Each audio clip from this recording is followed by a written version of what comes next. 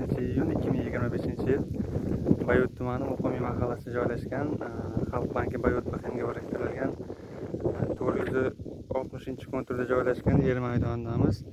Bu yer jami 11 gektardan iborat bo'lib, bu yerda makkajo'xori va akmak polz ekini ekilgan.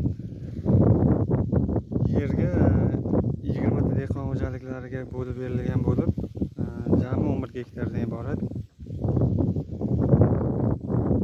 Hozirda sug'orish ishlari amalga oshirilmoqda. Mineral o'g'itlar doimiy ravishda berib borilmoqda. Ekinimiz aprel oyida ekilgan bo'lib, hozirda hosilga kirish jarayonida. Yerimiz 11 gektardan iborat bo'lib, bu yerdan jami 132 tonna hosil olish rejalashtirilgan.